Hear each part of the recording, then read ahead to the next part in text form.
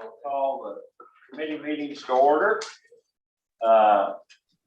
Remind everyone, if anyone needs it, that we are still in a pandemic, and we have several of our Regents today on Zoom call.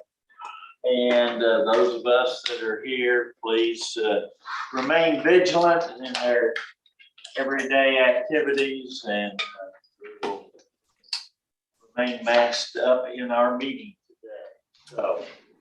So, Regent West is with us via Zoom, and Yes. I will ask her to do the roll call, please. Okay, thank you. Good morning, everyone. Chair Bell, Present. Regent Ball, Present. Regent Brinkley, Regent Brinkley is going to be about 10 minutes late. He will be here. okay. Regent Henson, Present. Regent McKinney, Present. Vice Chair Milliken, Here. Regent Nichols. Not present. Regent Spiller, Present. Regent Thomas. Okay, Secretary West, I'm here, and Regent Winninger. Present. And we have 8 regents present representing a quorum of the board. Okay, thank you very much. We will go directly to the Academic Affairs Committee, and Regent West, you remain in command. Okay, thank you very much. We have one action item on the agenda today for the Academic Affairs Committee, and it is a request for approval of faculty emeritus status for the faculty that are listed below that was in your packet. It's a 2-page list, and these faculty members have been recommended by tenured faculty, department heads, chairs, directors, and deans to be awarded emeritus status. All have served the university for at least 10 years and have had distinguished records of achievement and service. Is Provost Fisher present today? Yes, ma'am. Okay, did you have anything further that you wanted to discuss regarding these appointments? I just wanted to make one correction to the list. The correction was that when we submitted it, there was a clerical error. The office discovered after submission that of the board agenda that Dr. Lawrence Snyder received the rank of professor as part of his appointment as Potter College Dean in 2016. And please accept the friendly amendment that Dr. Snyder's emeritus title be Professor of Philosophy and Religion Emeritus. And in addition, I guess I would add that in most cases, the provost would read 2 or 3 or 4 lines about what each individual and why they will be put in as emeritus, but we would be here for the next 3 hours if I was to do that. So I will, as was said earlier, that they have served 10 years and they do have distinguished records and should be considered for emeritus. Thank you, Provost Fisher. And President Caboni has also recommends awarding the individuals on the list above emeritus status. Is there any further discussion about the emeritus status? Certainly, I would like to just note that I think I counted up 57 people on this list. And if they've all served a minimum of 10 years, we're talking 570 years of service as a minimum. And the one in my department was 45 years.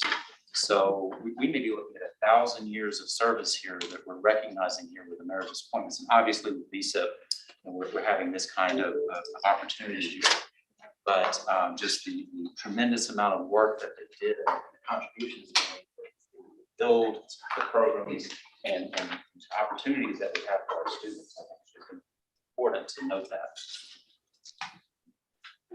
Thank you. And I should have called for a motion for approval of emeritus status before further discussion. So does anyone have a motion regarding this?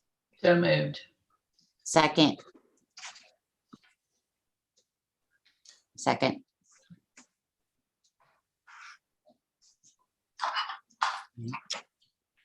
there any further discussion?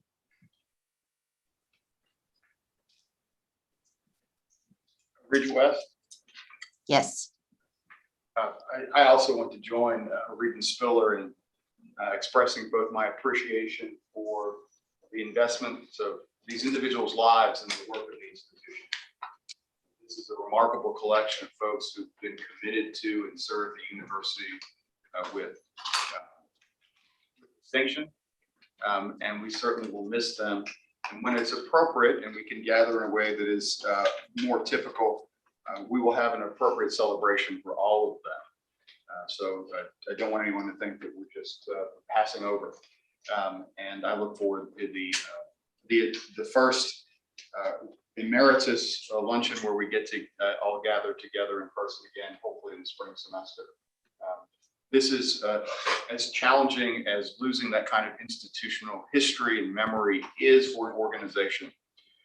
Regent Spiller also suggested, and I agree, that it also presents opportunities for new eyes, for fresh blood, and for us to shift human capital across the organization. And so you'll hear conversations about that in the coming months as we think about what the VSEP program creates for the institution.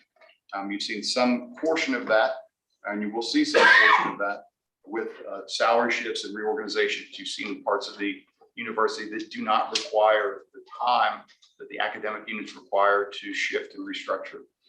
But I, again, want to end with my great thanks for all these individuals' service to the university.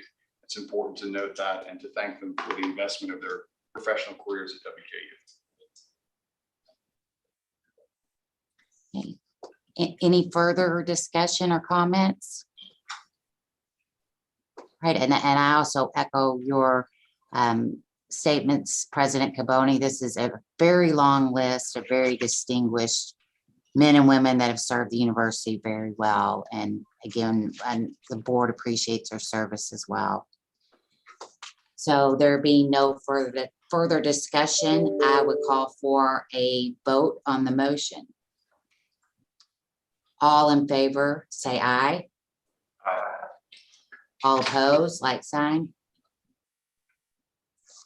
Okay, the motion passes. All right, we also, that was the only action item that we have on the agenda, but we have 3 information items. And is that Provost Fisher, are you going to speak to those information items? Yes, ma'am. All right, thank you.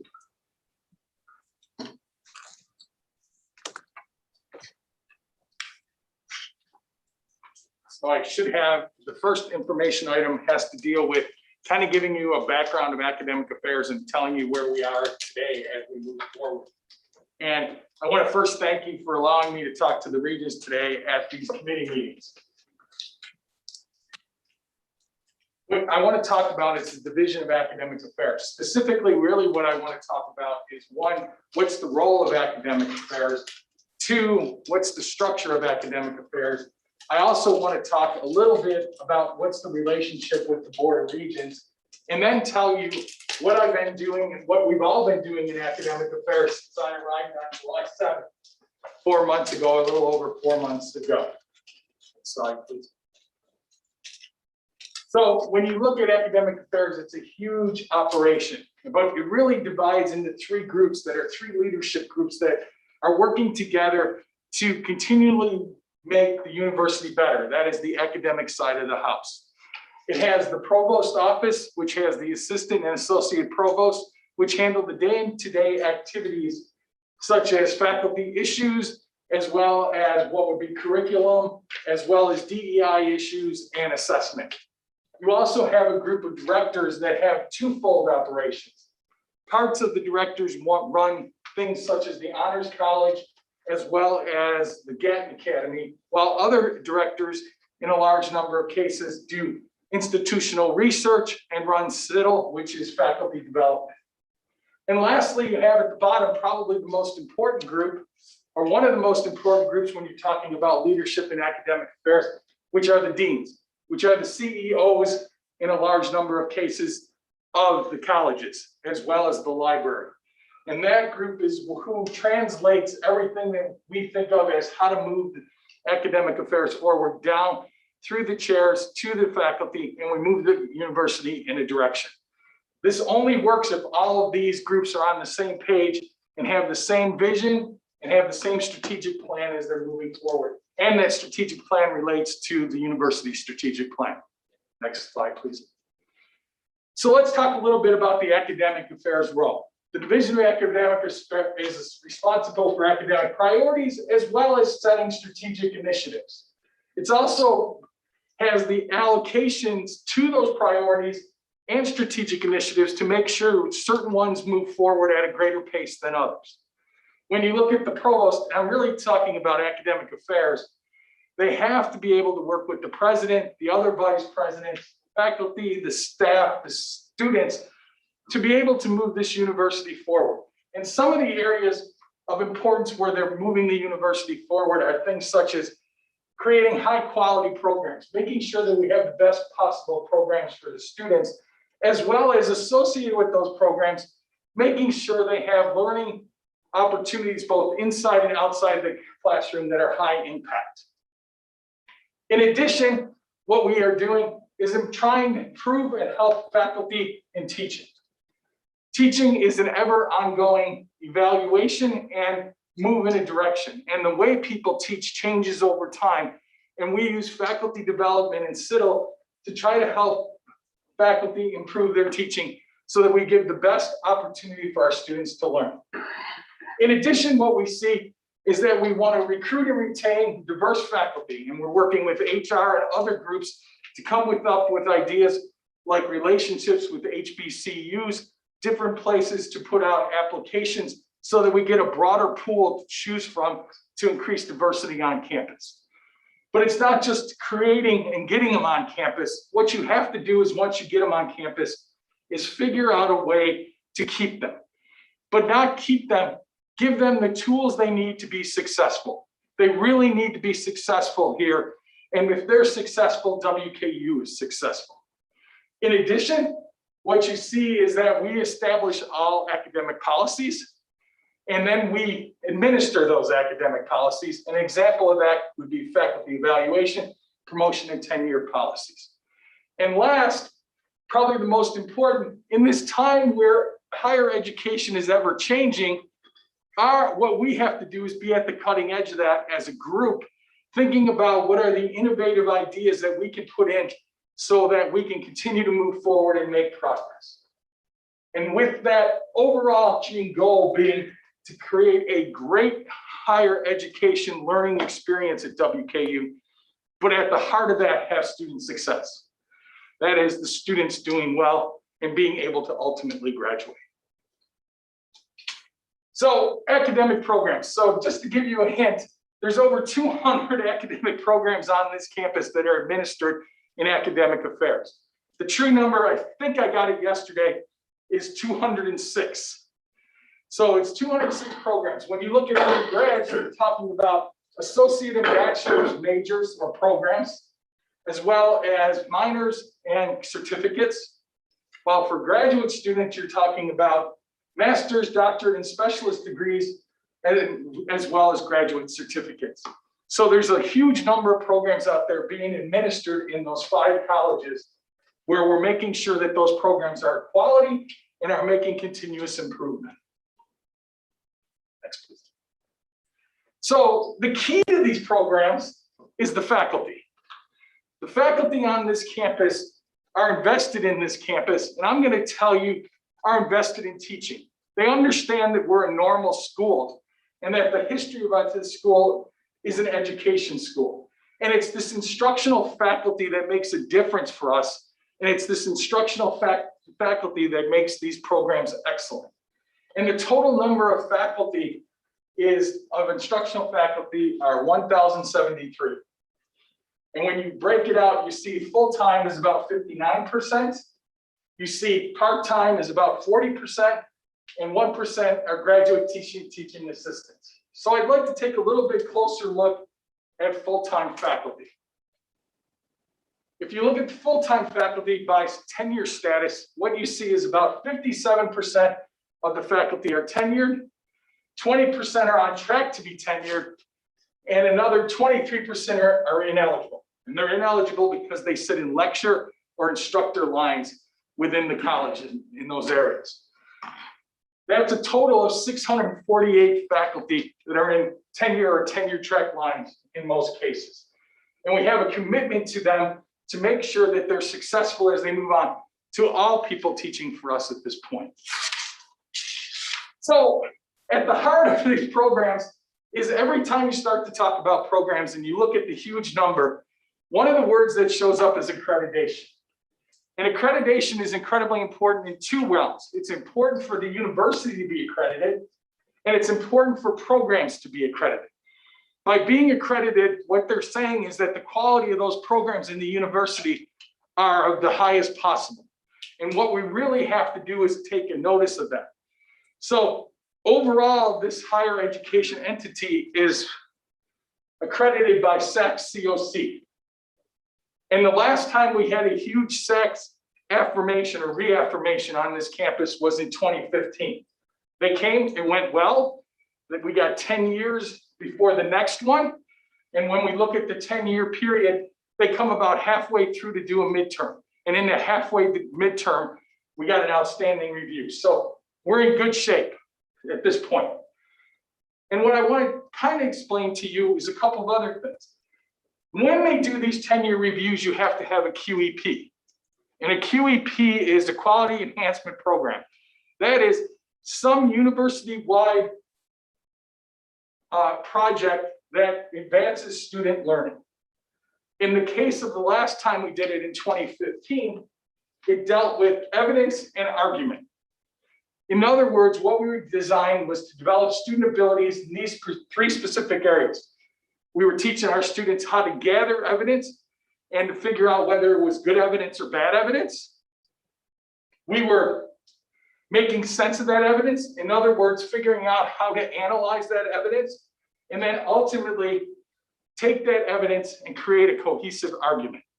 And how we did that was putting those modules throughout the colonnade. So over the 4-year period, you would get multiple opportunities to do each one of these parts so that when you left, you had that skill set. So that's overall the university accreditation. But we have specific accreditations. And there's a page on the WKU website that's huge with a gigantic number of them. And what you will see are places like engineering are ABET accredited. What you will see is nursing is ACEN accredited. What you will see is the business college is accredited by, I lost it, AACSB. So all of those tell us that we have quality programs that are available to our students. So how do we interact? How do we spend time together?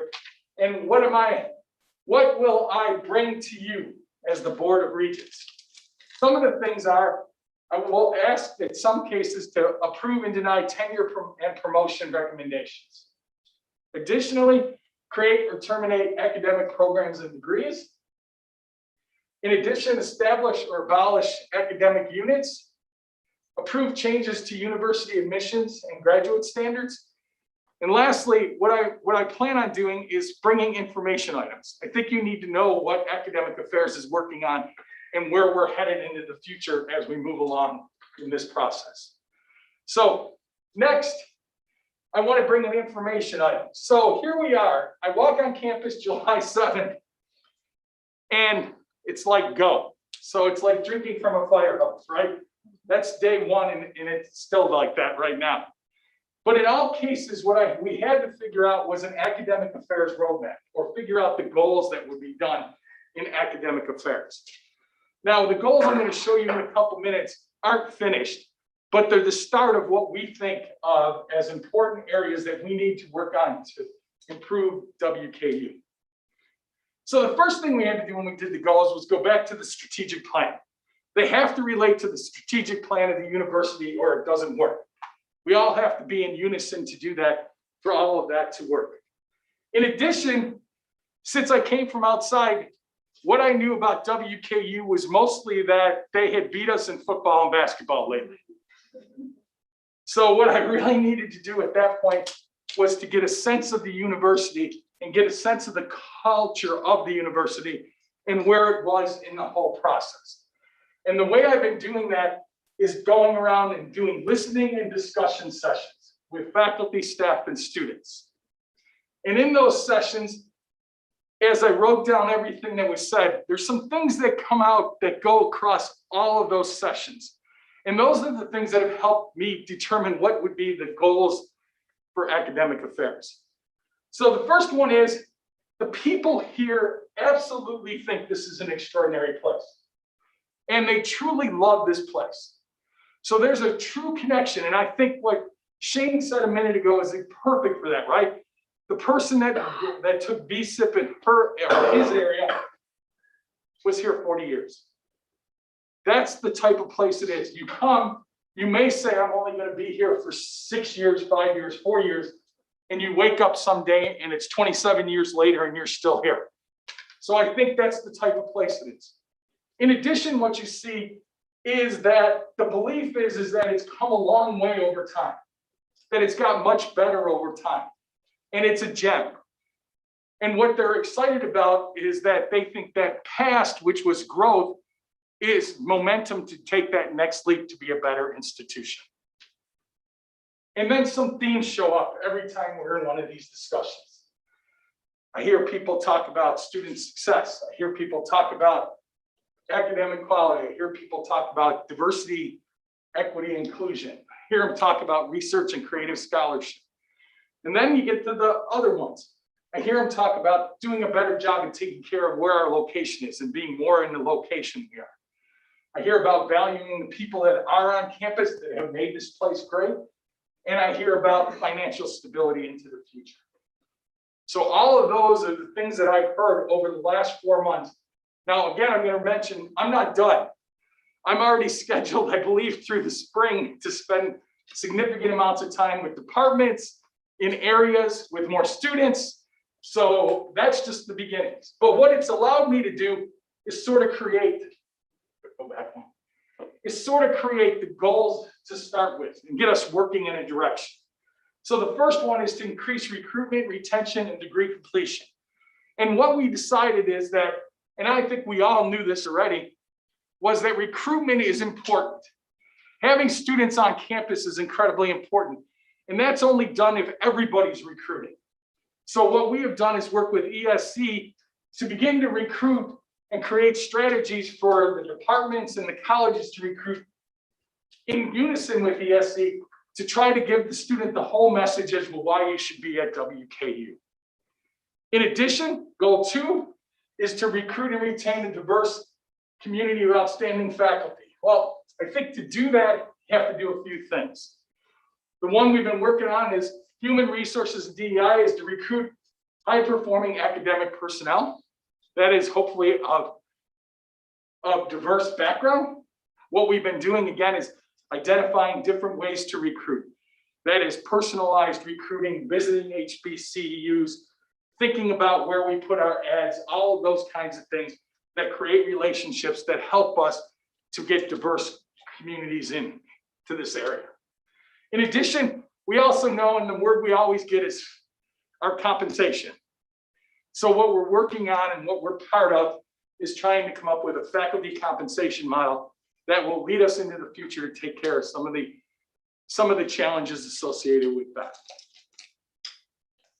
In addition, we have to embrace what the word is that SAC's always used, which is continuous improvement in what would be our academic units, as well as monitoring them. I don't think you can just ignore them until it gets to a bad point. We need to monitor them all the time. And we've come up with an academic program review, kind of a two-pronged way to do that. And I'll talk more about that at the end. Goal 4 is equity, diversity, and inclusion, but I'm more interested in culture. To have that culture on campus where it's an inviting culture that people and students and faculty want to be at.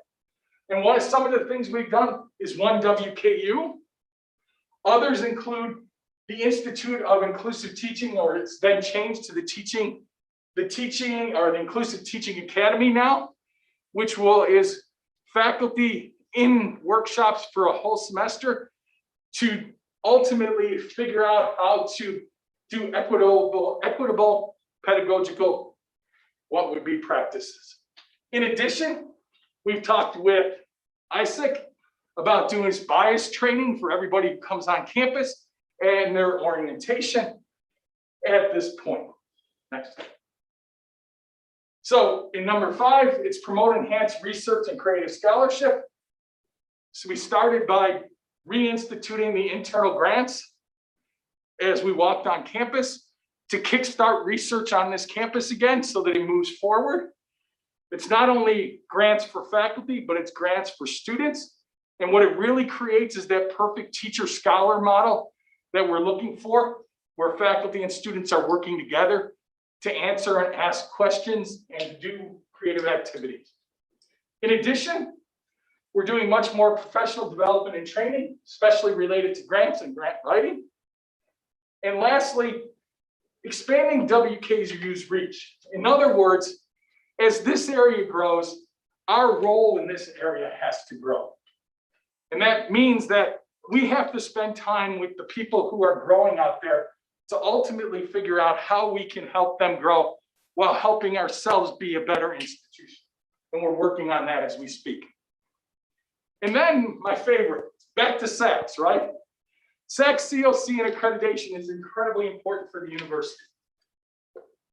And what we know is that 2025 will be here in a blink of an eye.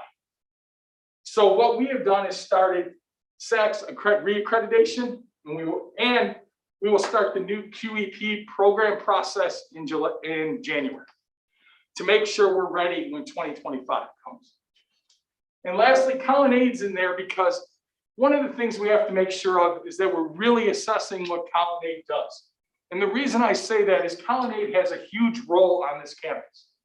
And that role is to provide students with what I think of as as competencies that are needed as they move out into work. It's not just that you're a biologist, but you're maybe a biologist with soft skills that allow you to be flexible when you leave here so that you can have a multitude of different jobs over your lifetime. And lastly, goal 7, if it comes. Well, we missed it.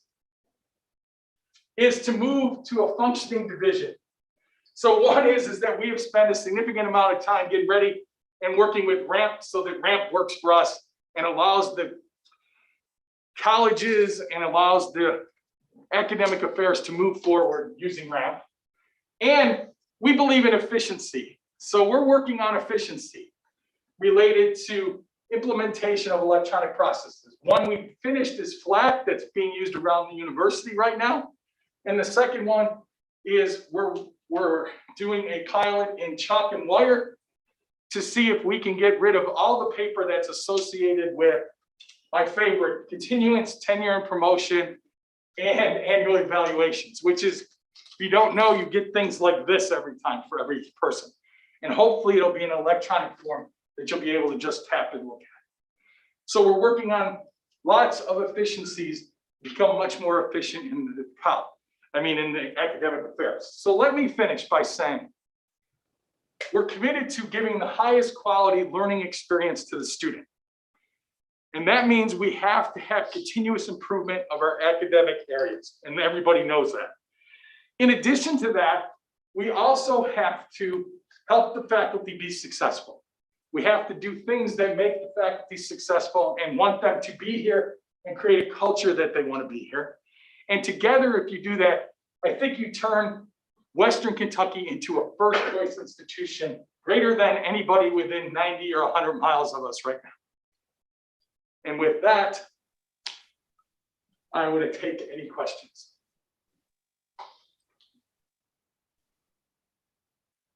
Wow. That's what I say. And you said you've been here 4+ months. It's 3+ months and you've done all that. We're trying. It's not me, it's the whole group, by the way. But I've been on the board longer than anyone at this point. I can say that's one of the best presentations I've seen in the last 8 years. Thank you. And thank you for coming on board and got your running shoes on. I do, every day. And, there's so many parts to your presentation that require thinking, but I love the evidence-based argument that the universities aren't about the truth and nowhere is, and to operate on evidence-based theories and learn how to argument based on that is critical to these students individually, to all of us. Yeah. So thank you very much for a great presentation. I would just add, given your short period of time here, and our opportunities to interact both in a private meeting, but then also in public forums, I've appreciated the culture you've set, the open, transparent culture, and your ability, or not your ability, your willingness to answer questions and engage with whomever happens to be coming your way. So certainly will continue, but I do appreciate the tone that's been set so far. Great, thank you very much. So I guess I have the next two informational items too, if there's no other questions. I'll just stand and do them if that's okay. One is I said I would come back to program review. So one of the things that we felt when I got here and we had long discussions with everybody, academic affairs, was we needed to do a better job at program review. And what we meant by doing a better job at program review, what we came up with was a two-pronged system. One is called a sustainable evaluation, which is done every year on all programs across campus. And it uses 7 metrics to measure whether you're sustainable or not. And if you get a certain score, or I guess it's, if you get certain things that ding off, you will be given a 1, which means we need to review you. What we ask you to do then is to basically fill out a sheet that has questions that asks you, how can you improve over the next 3 years? What can you see doing that will allow you to be more sustainable into the future? And that's done in conjunction with the departments, the faculty, the deans, and then the provost.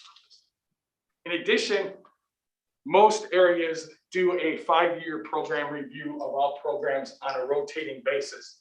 And we did a CAPE 4 years ago, which was all programs, but we really haven't got on that 5-year routine, and we're on that 5-year routine. And we'll be on that, as I hope, of January, to be able to function into perpetuity on what we have decided. So sustainability helps us identify programs that may need help and help them, while the review is a constant review that allows us to see where everybody is headed. So that's the other informational item. The other one was Colonnade. Colonnade is, if you're a comprehensive institution, and I truly believe that your liberal arts program, in this case, the Gen Ed program, is at the heart of that. And it has a set of skills and literacies that come out of that, that are the soft skills that lots of places are looking for when you go out to get a job. What we have to do is make sure that's happening. So we're in the middle of a Colonnade kind of overview of it, looking at the courses that are in there, having discussions with what are the courses we could add that would add to the Colonnade and those types of things as we move forward and do a new assessment of Colonnade. So those are my 2 other information.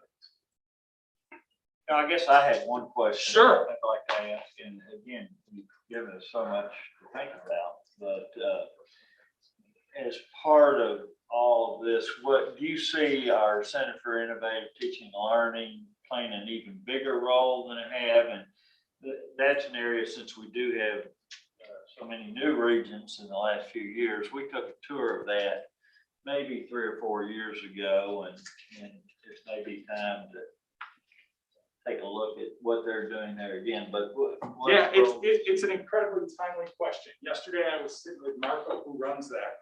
We probably had an hour-and-a-half conversation about what's the future look like and how much more can they take on and how do we continue to build it?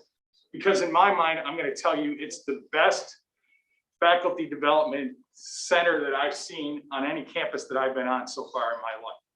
And I think it can be the best in the country as we move forward. And it has to play a bigger role, right? Because what used to change glacially now changes in minutes. So it has to play a much bigger role in helping faculty stay up to date, but helping everybody to be better at what they do. I would think implementing what neuroscience is telling us on how people learn and how they retain learning. Yep. That center. Well, and you saw it up here, right? How to, in most cases, do inclusive teaching, right? I mean, that's a brand new topic. 3 years ago, that didn't even exist, and it's exploded in higher education, and we're at the forefront of how to do that. So I have another question for you. So Sure. this is kind of integrating across some of the information today. Yeah.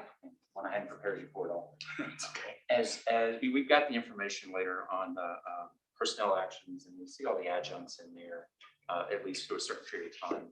And I know Dr. Bales had us reading a book that talks about the growing use of adjuncts in higher education, which has been a trend for a while.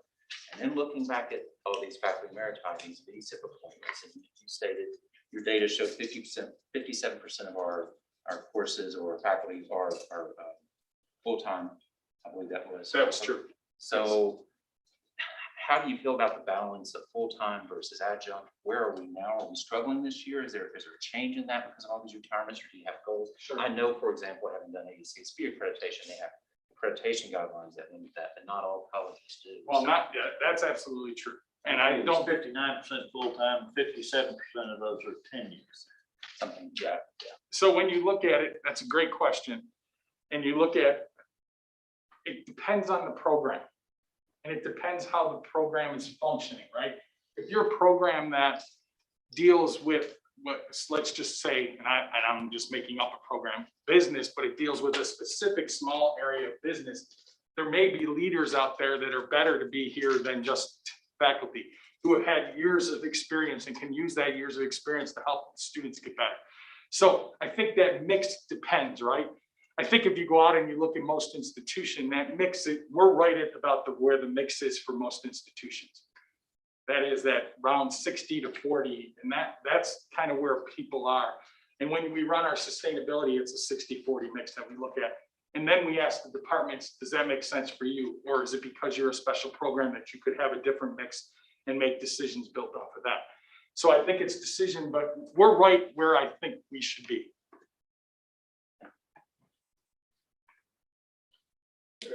May I address that?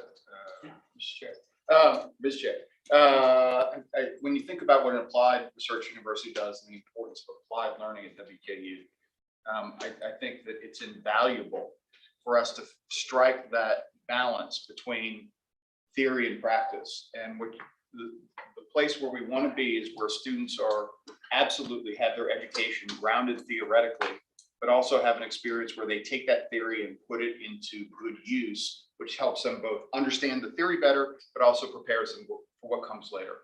And so I do think that mix is perfect. So how do you have folks who not just have students exposed, not just as faculty who've been in the classroom for their entire career, which is important, but how do you also expose them to individuals who have long success in practice and help to bring those two things together to make it illustrative? And I'll go back to that FFA quote that I use constantly: learning to do and then doing to learn. And I think that's why you get that strong mix, particularly with a place that's focused on applied learning.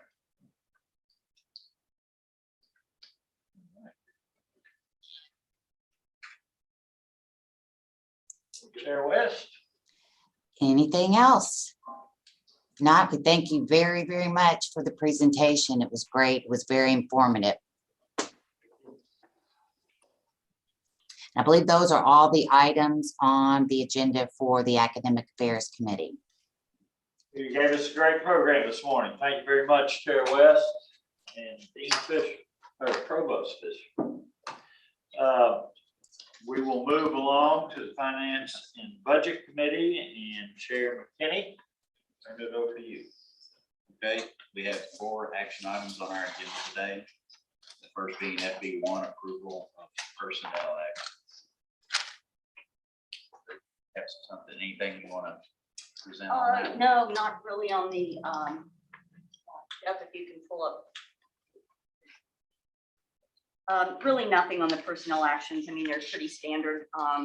It's the approved personnel actions between the end of May and the end of September, and then the one-time compensation payments between the 1st of June and the end of September. It's pretty standard. I met with Shane and David earlier this week to go through any issues they might have had with the actions, and really nothing significant came up. Thank you, Susan. Do I have a motion to approve FB1? So, do I have a second?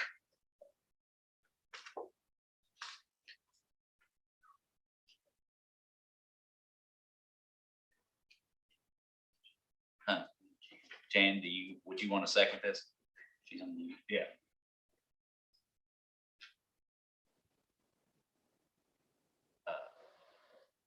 Did you second it, Jan? Yes, I'm sorry, second motion. All right. Does anybody have any discussion on FB1? You know, there's been a conversation on and around campus this week on the internet, or some trolling that's gone on about some of the amounts related to some of the salary changes. Now, I can't speak for other areas that have had these changes, but I can speak for public broadcasting. And, you know, the changes, and I'm, by the way, conflicted out of this vote, so it'll be an abstention on that. You know, when we looked at some of the changes in the way and relationship with what we're approaching as an RCM model, grant model related to the way we manage ourselves, we looked at all of our staffing levels, our structure, our mission, future needs, and some of the historical issues we had related to salary. We redesigned public media to provide an advanced structure and a pathway for people to advance within the organization. There are positions that we submitted for approval that do not have occupants, because when people achieve those goals, we want to be able to promote them, whether, you know, we just don't wait on somebody to resign for that. We need people to have a desire to move forward, which they do. And also, we've worked for a couple of fiscal years to streamline our spending and increase our efficiencies. And, you know, a couple of FYs ago, we were spending 63% on salary and fringe of all of our expenditures. In FY22, that number is 50%. So not only have we reduced the amount of our percentage going towards salary and fringe, we've streamlined the other ways that we're spending money to allow that to happen. The most important part of that is that we did it with no new university money. So I can't stress that enough.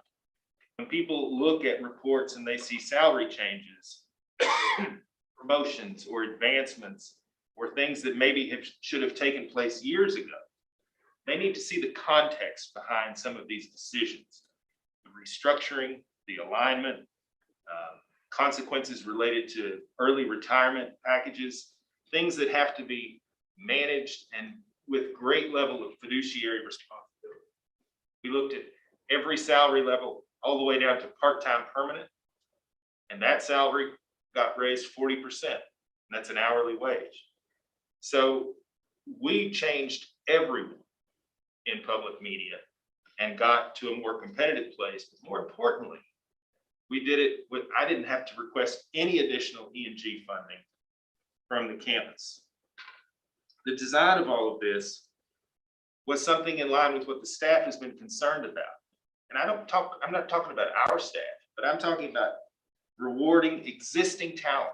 You know, we talk about existing talent, the value of people that have served on this campus. We wanted to demonstrate that that could happen. And also be able to attract new talent. We have more positions open right now because of this great migration of employees that's going on all over the country than we've had in a long time. We have to be able to recruit so we can maintain our status as overall excellence in public radio for the first time in our program's history. So the important features here, and also I want to stress, I can't speak for other areas. You know, this has also been done in philanthropy, strategic communications, athletics, other areas. These restructures are about using resources that are already there, finding ways to streamline funding that may have been misappropriated in the past, and reward people that are already, the university is not, the job of Susan and President Kimoni is not to find new money to pay people what they deserve. Our leadership in our colleges and our staffing areas, if they have been misappropriating these funds, need to redirect resources, and it may take a few years because of the way that they have structured themselves historically. But there is some responsibility that we have to own related to these. The only reason I'm saying this today, other than it being the truth, is because members of my staff, and I hate to say mine because we're a team, so our team have been attacked on the internet again for doing nothing other than their jobs. And it's not right. So I appreciate the efforts and the support. The plan that we put forward, even though it was rejected 3 times, we finally found the right mix to get it approved. But I want to stress that it's not always the university's responsibility to come up with an additional amount of money just because an area needs it. Areas need to be empowered themselves, and that's what they're doing. They're moving in this direction, and I applaud that effort. I have to abstain from this because I have a conflict on it, but thanks for your time. Really want to thank you for both your comments and your efforts in public media. And I also want to call Vice President Trebu, who's done similar work. New Assistant Vice Presidents John Mark Francis and Andrew Hales, and our Director of Athletics Todd Stewart. When we entered into the VSIP process, you heard me say over and over and over again, the outcome of this was not reducing faculty and staff. The outcome of this was creating opportunities to reimagine, rethink, and reorganize in a way that improved our processes, and created career ladders for our staff, rewarded performers, and helped us reassemble ourselves in ways that were better for our students, for our faculty, our staff, and our community. And it's hard work. And the leaders in each of these organizations have completely took a step back, looked objectively at what their units had been doing and what they might be if they did things differently. That's hard at a university. I know we are resistant to change, and we have great institutional inertia. And for 4 units at the same time to go through this process, I want to thank them for their creativity, for their innovation, for working with all of their faculty and staff, primarily staff in these units, to rethink how they did their work and how they might do it better, and to help build that team. And I will say also thanks to Susan's area, but most importantly to Human Resources and our legal general counsel office. Every one of these positions went through a rigorous process to make sure it met market, that it was necessary, that everything about this met our expectations for good human resources practices and the letter of the law. And for those who don't like this, too bad. This is the future. We're going to be nimble, we're going to be quick, we're going to be innovative, and we're going to do things that are in the best interest of the institution, not just do what we've always done before. And there's more to come, and I'm very proud of that. If you think about strategy, operations, and finance, they've reconceptualized and are working to what a future model looks like in that portion of the organization. When you think about enrollment and student success, a similar process is happening right now, and academic affairs is deep in it too. And then you drive that down to the college level. Each of our deans, particularly our new ones, who are looking at their assets and what they have available and what the future looks like, will be going through similar processes, because some of them have already done it. And Corinne got to go first, Dean Murphy in our College of Education. And that is a painful, difficult, challenging experience for a leader, but for an organization. But as I've said all along, from the day I arrived, we must think differently about what we do, at the same time remaining mission focused. And I'm sorry, social media is not going to guide our direction as an institution. Thank you, Mr. Chair. Well said. Well said. I don't remember the quote about suffering slings and arrows, but social media has taken it to a different level. And as you say, we don't need to be guided by social media. Anybody else have anything they would like to say? All right, hearing no further discussion, all in favor of FB1, say aye. Aye. All opposed, like sign. FB1.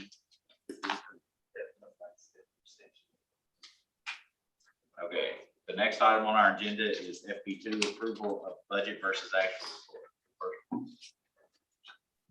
And so Chair McKinney, before I get into the actual report, you all received it with your board packet. I just want to talk a little bit about doing things a little differently in this area of finance. And I know the budget versus actual report is going to standard report the board has reviewed and approved at every quarterly meeting, but I think we need to expand our view into the finances. And so I shared a packet with Jason earlier in the week of some financial metrics and things that we should probably look at as a board on an ongoing basis. And so it wasn't ready for really prime time at this point, but over the next couple of months, I'll be working with Jason to expand that view. Ronaldo and Brian and Christy, the finance team, have started putting together these packets, but I think we can expand those into additional metrics and ratios and things like that. Will give the board a better full understanding of the university's finances. So just to touch on a few highlights, I think it's really important for the board to know our cash position, which is really a very good indicator of the university's overall financial health. Currently, we have about 190 days of cash on hand, which is incredible. Moody's standard, when they do credit ratings, is usually about 110. So we have 190. I think that bodes well for the university. Our, as you know, last year, we put in place some really heavy controls around spending, around payroll. And even though we've loosened that up and the deans and vice presidents now in control of making those decisions, we've seen very little change in the spending patterns. So I just think all of those types of ratios and metrics would be good information to share with the finance committee. So again, I just wanted to share that as we move forward over the next couple of months with Jason. So you've actually seen the report on the first quarter. There we go. So I just put together some high-level bullet statements. So if you look at total revenues overall, we're tracking right exactly on track as to where we were last year. So at this time last year, we were 41% of budget, and this year we're at 41% of budget. So getting to net tuition revenue. So it is trending slightly below budget, but I think the board should not be concerned about that. Some of the factors, and if the president or Ethan wants to jump in here, that led to a slightly below our budget. First off, during the COVID year, we paused academic dismissal and financial holds in order not to penalize students for what we were dealing with during COVID. We've reinstated those this year, so that's had an impact on our enrollment. So not significant. This is not a significant problem. It's just these are some of the factors that led to it. The Border State Scholarship Program has done really well. It was slightly below what the budget was projecting, and primarily because of the recruiting efforts that we were dealing with COVID, not being able to get into the high schools and such. And I mean, that third bullet there, I think is really, really important, particularly to our campus. So we have a high proportion of low-income first-generation students, and we really saw the COVID restrictions and not being able to get into the high schools really impacting admissions of that group, applications and admissions of our first-generation students. They really rely on those high school visits to enroll into universities, and not having that. And then I think also, and Ethan's the expert on this, but I think you would probably see a lot of these students going into the workforce that didn't happen in the past. So all of those factors have played into a trend below budget, but we've got plans to cover that through reserves. And so, but the really important is that our incoming freshman class was the most highly qualified freshman class.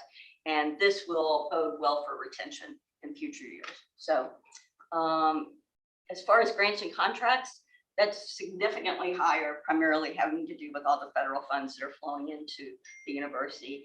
And other revenues, sales and services, that's up. And that's primarily because of activities resuming on campus because we're back on campus. So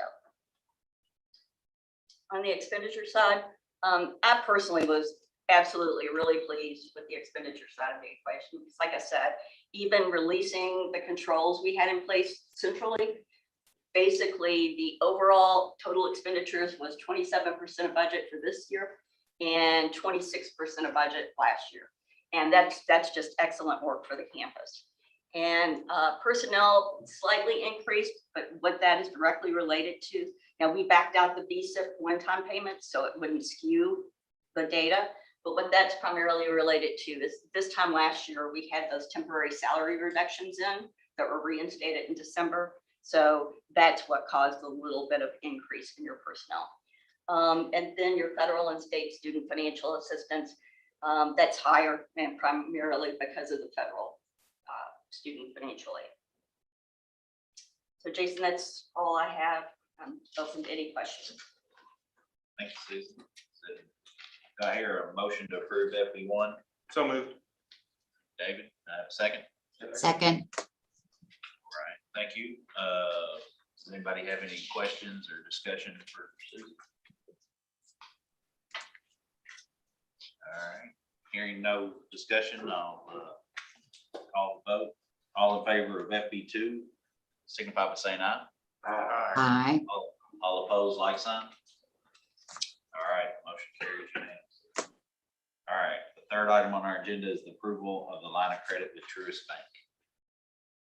So this is just basically taking care of business. If you remember last year, it's financially prudent to take out or to have a line of credit at your, in case you need it. But of course, as I was saying earlier, our cash position would tell us we're not going to need this, but it's there. It's a safety guard, and it's kind of a financially prudent thing for institutions to have. We approved it last year. It's time again to renewal that line of credit. And just a reminder, it's a 10 million unsecured line of credit, which must be renewed every year. So my last one is, we didn't tap into it before. I don't expect any type of disaster that we would tap into it now, but it's just a safety net. All right. I noticed looking at this, all the documents that were attached to it, which made it look like almost somebody was going to execute those. And that gave me some pause. So I'm glad for your explanation that they're just there in case we need them, Yeah. but we don't need them. Yeah. Very good. Chairman Kent. Yes. And Regent Milliken, as the secretary last year, I went through all of these documents and signed them, and we had these discussions last year in the first year of having this $10 million line of credit. You know, I was skeptical as to the need of this when I saw the cash position of the university, but after talking about best practices and things that I just didn't know, and Susan, correct me if I'm wrong. Sorry, Susan, correct me if I'm wrong. You all did not use this last year, No. correct? Not once. Even during COVID. Even during COVID, and also there is a cap on the amount of times that you can use that, and that's a fixed formula that's set by the bank, not by the university. So even though you have to require the payback before the end of the current fiscal year, there is a cap on the number of times that they can use it. So, you know, in an emergent situation, which based on what you just said a minute ago, was not, and if I got this correctly, 6 months of cash on hand. In any world, that's amazing. So I don't anticipate that they need it, but I understand it based on what I went through last year with it. I've noted to Susan that my name is still on as secretary, and they're going to correct that. Christy Smith is going to correct that before the December board meeting, so those documents can be approved finally with the right name on it. All right. Also, the time to get a line of credit is when you don't need it. Exactly. Exactly. Exactly. Because when you need it, you can't get it. That's right, exactly. Well, I move we approve the resolution for a line of credit for respect. Second. All right.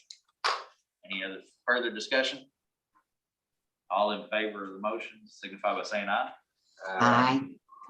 All opposed, like sign. All right, the motion carries. And the last item on our agenda is the FB4 approval. 22 internal audit plan. Yes. Over yours.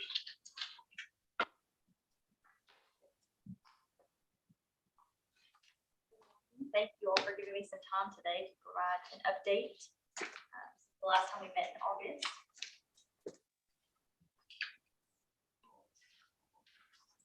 We're getting there. All right, no worries.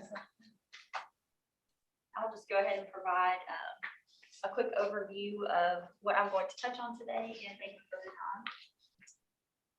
So since we met in August, I want to touch on some projects and other audit activities that have been completed over the past 2 months. Some things that are currently in progress that I'm working on, and also touch on some projects that are coming up that are included on the draft fiscal year 22 audit plan that is in front of you.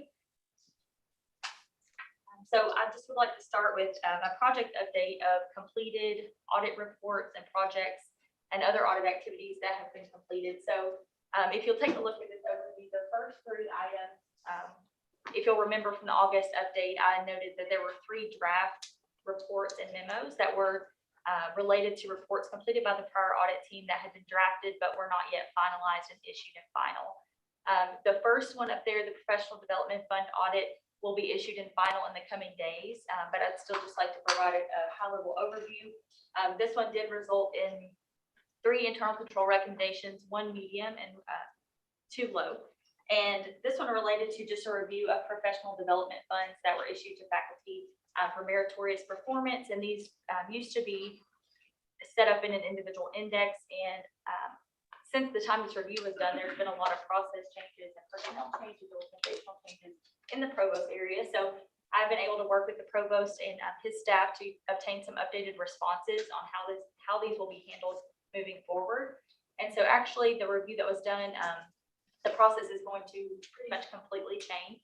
So the follow-up on this one will really just entail ensuring that these indexes are finalized and closed out, and ensure that the process change is fully implemented.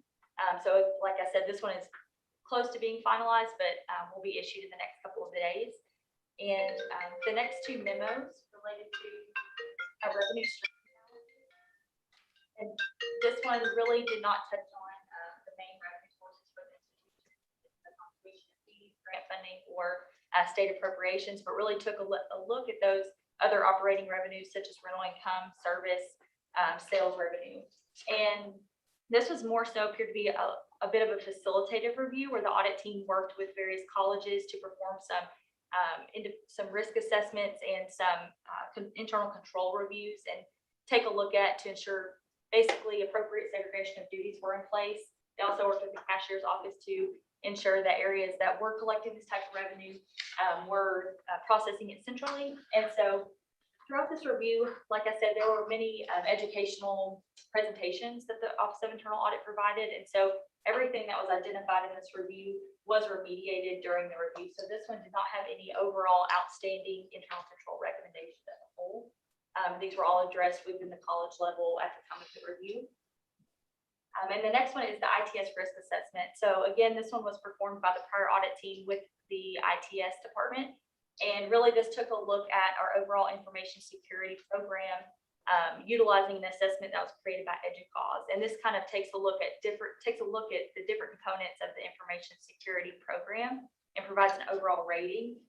This has been provided to the current ITS staff, and I've worked with the director over there just to kind of provide an update on this. And this review did result in 3 main areas for improvement, which were communicated to university leadership. This is just related to overall risk management as a whole, HR security, and just testing basically our business continuity management plan and documenting that. So again, this has been communicated to management. The next 2 reviews I've completed over the past 2 months. The first one is the special license plate review. This just relates to a program that we have with the state of Kentucky where the special WKU license plate, we receive a portion of those funds.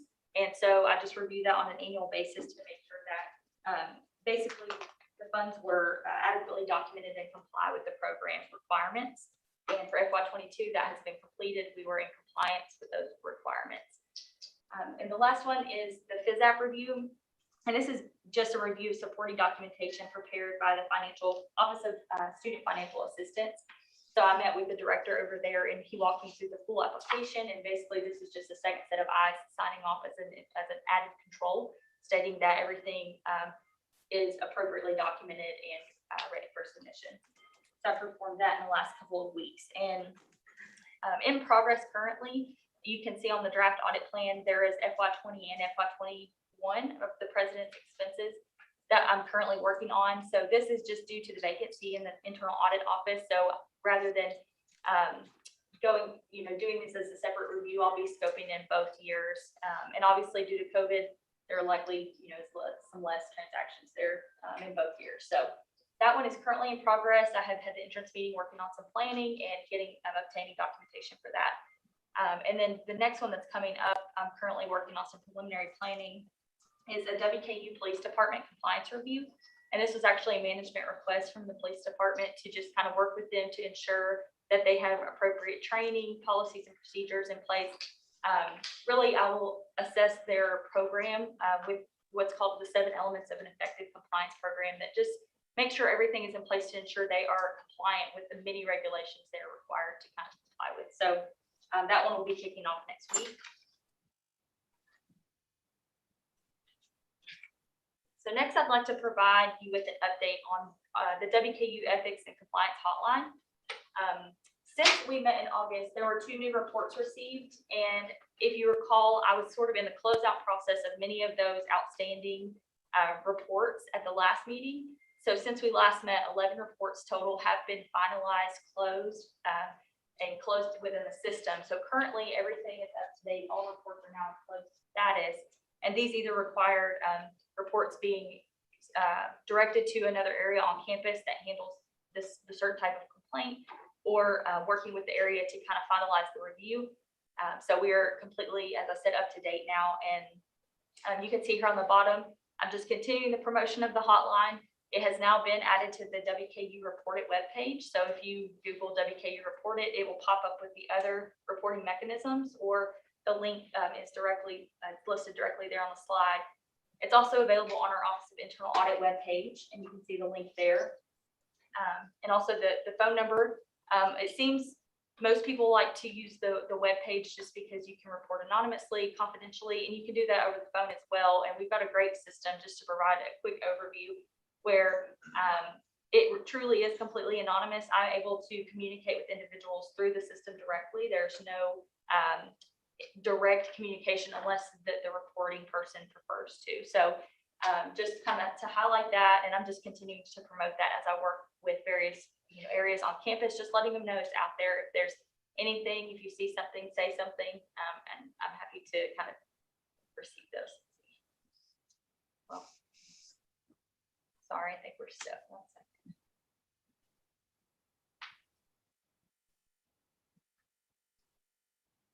There we go. So 2 major initiatives that are currently in progress. As you'll remember, I touched on the risk assessment process last time.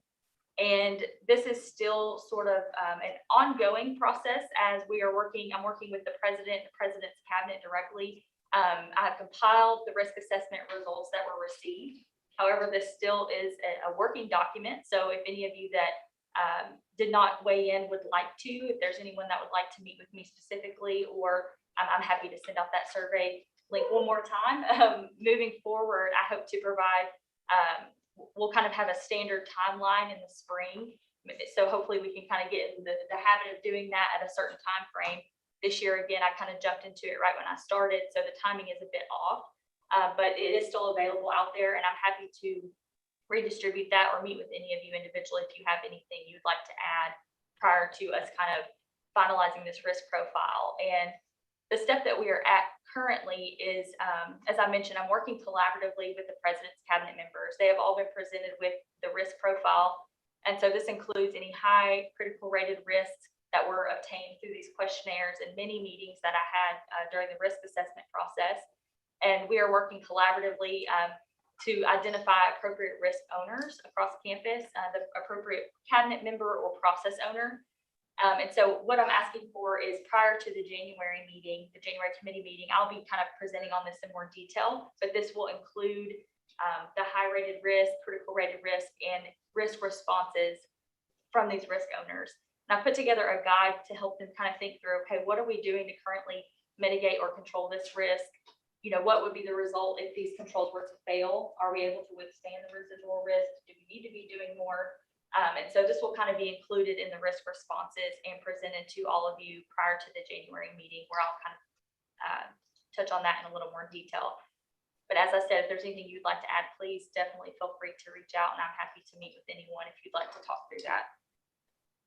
The next pretty big initiative that I'm working on right now is the follow-up project. So I'm currently following up on the process or reaching out to the process owners to follow up on those inherited open items. So these are all audit recommendations that were issued by the prior audit team. And there are about 17 total areas I'm starting to work with and continuing to work with to get updates. And as you can imagine, throughout COVID and due to vacancy in the office, there have been quite a few personnel changes, process changes. So this initial round is taking a bit of time just to kind of meet with each area, obtain these updates, obtain updated implementation dates. And then moving forward, I see this to be a much more streamlined process, you know, as these reach outs will be expected on a quarterly basis. And we'll kind of get, once these are updated again, it'll be kind of streamlined moving forward. And the process for this is really, like I said, I'm just requesting updates, talking through the recommendations, seeing if there have been any significant process updates, personnel changes, and what you know, deciding on an updated response or updated action plan for moving forward. And as I mentioned, I'll continue to kind of touch base on these each quarter and provide you all with an update on where those stand. All right, so taking a look ahead at the next couple of quarters, the first block I have here just addresses the draft audit plan, and I'm happy to take any questions you may have. As you can see, it consists of the 5 required annual projects that the Office of Internal Audit performs, a couple of carryover projects from the previous audit years, and these were audits that were scoped into either the FY20 or the draft FY21 audit plan that I believe to still be relevant, or areas that had not been touched in a while by the Office of Internal Audit, so they remain on the plan. It also includes a couple of projects from those preliminary risk assessment results, and also, as I mentioned, a couple of management requests. So if anyone has any questions, can take those now, or we can wait until. Any questions about the audit plan? All right. And just touching base on, like I said, a couple of upcoming projects that I plan to kick off this quarter and next quarter. The WKU PD compliance review, as I mentioned, is currently in the preliminary planning stage. NCAA agreed upon procedures. This is something that the Office of Internal Audit has worked with in the athletics department in the past. And so I'll be meeting with them to kind of see our involvement, what's required of our office. And then also the fees for service agreements audit. This is one that was carried over from the prior year. So this one will be kicking off here in the next couple of months. And then I just would like to touch on a few other initiatives that the Office of Internal Audit is currently focused on. The first and foremost, filling the vacant internal auditor position. This position has now been posted. So we are accepting applications, and I'll be posting this on the Association of College and University Auditors website. Really, I hope to get some applications through there. I know there are a lot of, this is a great touch point, I guess, to kind of promote this. And we're also using other avenues, Institute of Internal Auditors. I'm working with HR to kind of determine other places to publish this and advertise. So this is currently in motion. I'm excited about that. As you can see, we've got a lot to accomplish. So having someone else in the office will definitely help with that. All right, and so next, just as the new person is onboarded, really be working to finalize updates to our website, process documentation, looking at the audit charter, just making sure that it is up to date with our current processes. And also focusing on advisory services and informative presentations for groups across campus. I'm currently working to get in front of a few groups over the next couple of months. Throughout the risk assessment process, I was able to meet with a few staff groups and a lot of individuals. I really, it worked out that process kind of kicked off right when I started because I was able to kind of meet a lot of great folks across campus and learn about the initiatives going on. And also just included in this, as we've kind of touched on before, working with the president to kind of just further mature the enterprise risk management process as a whole. I appreciate the support provided by both the board and the president on that initiative, and I see that growing in the coming quarter. So I believe, yes, that's it for the update today. I'm happy to take any questions. Thank you, Jesse. Do I have a motion to approve FB4, the 2021-22 So moved. external audit plan? Thank you. Do I have a second? Second. Thank you, Dr. Spiller.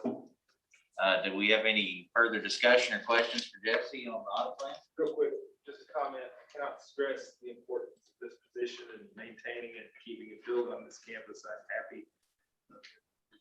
Discussions that I've had with the internal auditor. I know that Shane and I have both met separately. Spent a fair amount of time going over the plans. And I think that I cannot state how critical this role is to keep filled. So anybody that's listening that may be qualified to apply, I would encourage it. It's a position that needs to be filled, and we need to make sure that we support internal audit on this campus. Thanks. Yeah, I can attest to the fact that Jesse has been read thin so far, so she definitely needs to know. I would just like to add, as I teach strategic management, but I also teach business ethics. And one of the things that many people do not understand is the policies and procedures that an institution has to have in place to check, to make sure to give people the opportunity to blow the whistle if they need to, if they see something that's very important. But also just regular checks and balances. And so I am doing what I can to give her plenty of opportunities. I'm sure she's appreciating them, to spread that message on campus, because we want to know if there's something that we need to be aware of. And so I'm trying to make sure as much as I can that she's spreading the word. And so, and I appreciate what you're doing. One other item too, if anybody, she already hit on it, but if anybody that didn't get to respond to the survey earlier, Jesse's open to a phone call or a in-person meeting, either one, for you to, if you don't like doing the surveys online. So just wanted to reiterate that. Any other questions or discussion? Hearing none, I'll call the vote. All in favor of FB4, signify by saying aye. Aye. All opposed, like sign. All right, the motion carries. I believe that concludes our business for finance and budget. All right, thank you very much, Chairman Kenny, and we're going to break until 10:25. That's about 6 or 7 minutes. Give everybody a quick bathroom break if they need it. You're cute.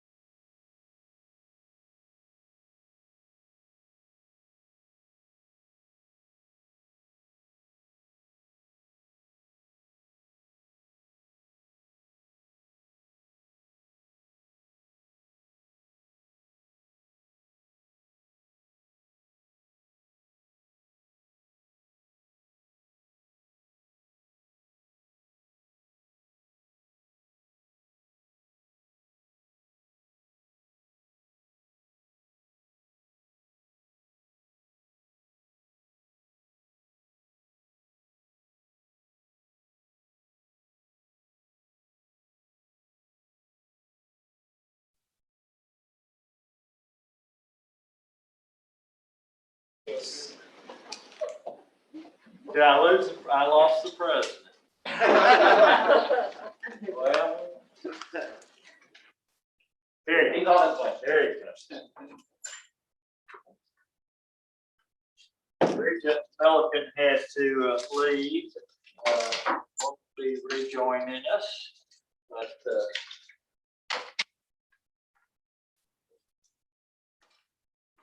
let's see, and we will resume, and I will ask Chair Henson take over the student affairs. Thank you, Chair Bell. The Student Affairs Committee has one information item. And Ethan, I will let you take it away. Thank you, Chair Henson. Thank you, ladies and gentlemen of the board, Dr. Cavoni. Morning. It's a great opportunity for us today to showcase an important part of the Western Kentucky University student and alumni story, and that is our fraternities and sororities at this institution. And so, Hey, oh, bye. I'm still the cutest. I so noted in the minutes. I hope. It's definitely stale. And so it's our pleasure to talk a little bit about the fraternity and sorority life at Western Kentucky University. Greek life has been in the news lately, as it sometimes is, and it is very rarely for the best and the most contributive and beneficial aspects of the fraternity.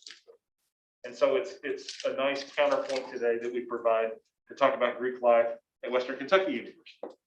This is a significant portion of who we are as an institution and a storied and historic tradition of American higher education. So today I'm joined by some wonderful folks, these wonderful 4 student leaders, which I'm going to invite to stand up here in front of you, and these professional staff right here who are pulling up the back, who helped make this program possible. So I'm going to introduce these wonderful folks to you today, and they're going to tell you about fraternity and sorority life in WKU. First, I'd like to introduce to you Lucy Hubbs, who's our Panhellenic president. She's a Chi Omega of the Chi Omega Women's Fraternity, serves as the Chi Omega Homecoming Chair. Next, I have Tate McClard, who is the IFC president. He's a member of Phi Gamma Delta fraternity and serves as the Fiji Award Chair. Jordan Sechrist is the president of Alpha Kappa Alpha Sorority. She's a student alumni ambassador, and she was the 2019-2020 New Greek Woman of the Year. And finally, Blake Barker, who's the IFC Vice President for Recruitment, former president of Kappa Alpha Fraternity and president of the Business Association for Development.